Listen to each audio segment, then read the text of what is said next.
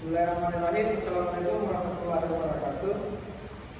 Saya Ursaidullah dengan nomor NIM 105731120822. Di sini saya akan memaparkan hasil analisis data saya, di mana yang berjudul analisis pengaruh profitabilitas, leverage dan likuiditas terhadap kualitas laba pada perusahaan sektor transportasi dan logistik yang terdaftar di Bursa Efek Indonesia pada tahun 2019 sampai 2023.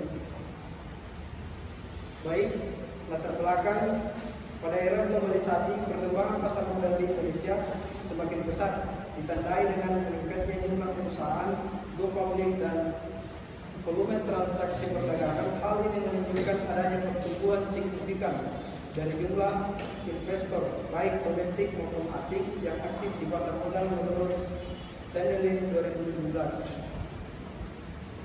Penelitian ini bertujuan untuk menganalisis pengaruh likuiditas, profitabilitas, dan leverage terhadap kinerja keuangan perusahaan pada sektor transportasi dan logistik yang terdaftar di BI pada tahun 2019 sampai 2023. Adapun rumusan masalah di mana masalah pertama, apakah profitabilitas ROA, GPM, dan NPL berpengaruh terhadap kualitas laba pada perusahaan transportasi dan logistik yang terdaftar di BI.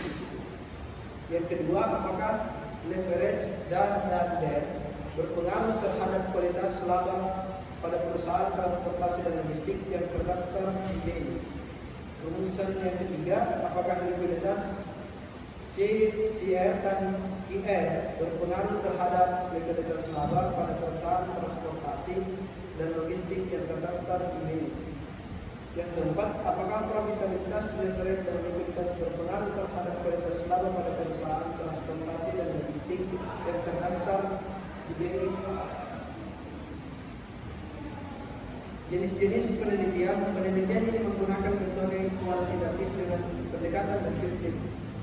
Metode kuantitatif bertujuan untuk meneliti populasi dan sampel tertentu serta memanfaatkan analisis statistik dalam pengolahannya. Sugiono 2013. Dengan metode kuantitatif, hubungan sebab akibat antara variabel bebas dan variabel ikat dapat dianalisis.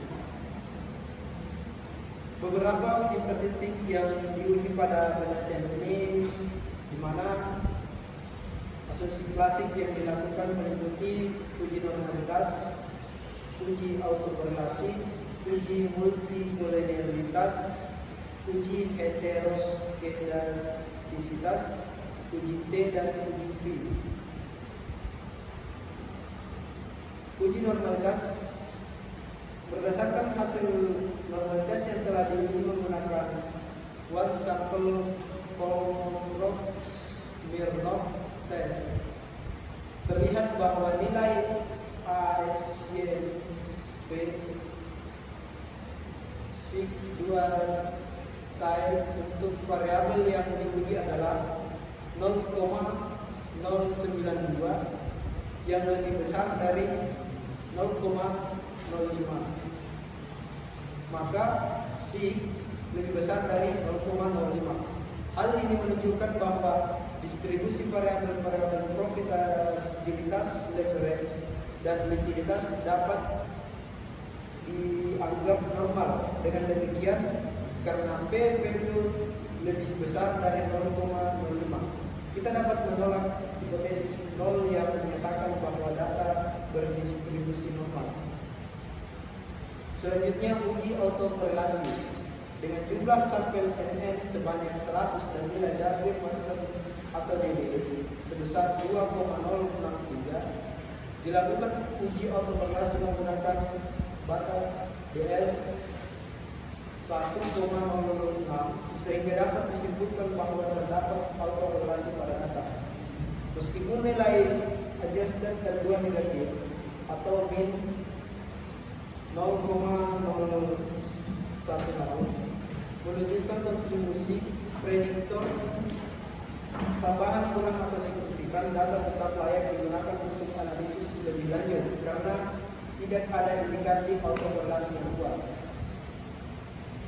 Uji multikolinearitas. Dari data di samping diketahui bahwa nilai toleransi semua variabel bebas berada di atas 0,1 dengan nilai terendah sebesar 0,75. Selain itu, nilai varians influential factor atau FIV untuk semua variabel bebas juga tidak ada yang lebih besar dari 10 dengan nilai tertinggi sebesar 1,381. Berdasarkan hasil uji multikolinearitas tersebut, dapat disimpulkan bahwa model regresi yang diajukan tidak mengalami masalah multikolinearitas dan layak untuk digunakan dalam analisis lebih lanjut. Selanjutnya, uji heteroskedastisitas. Berdasarkan grafik scan interpol di samping, model regresi terlihat memenuhi asumsi-asumsi dasar. Titik ini residual tersebut secara acak sekitar garis nol tanpa pola tertentu menunjukkan bahwa asumsi homoskedasitas varians residual yang konstan dan linearitas terpenuhi. Selanjutnya UIT. Pada gambar di samping menunjukkan keseluruhan dari data seperti ROA, ROE, GPM, dan NPM, DAR, DER, GR, dan IR memiliki pengaruh positif terhadap kualitas laba perusahaan. Selanjutnya uji R dengan menggunakan tingkat signifikansi 0,05 maka hasil signifikansi yang diperoleh 0,005 lebih kecil dari 0,05 atau P lebih kecil dari 0,05. Oleh karena itu, dapat disimpulkan bahwa profitabilitas ROA, ROE, GPM, NPM, leverage, DAR, dan likuiditas CIR secara bersama-sama memiliki pengaruh yang signifikan terhadap laba bersih perusahaan. Hasil ini menunjukkan bahwa regresi yang digunakan dalam penelitian ini valid dan dapat menjelaskan hubungan antara variabel independen terhadap laba bersih perusahaan secara simulan.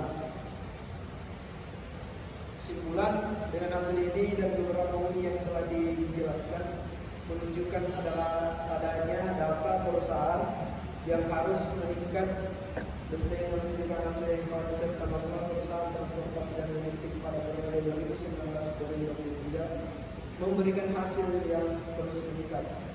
Baik, itu saja dari saya. Saya Kitena, wabillahi taufiq wal hidayah. Assalamualaikum warahmatullahi wabarakatuh.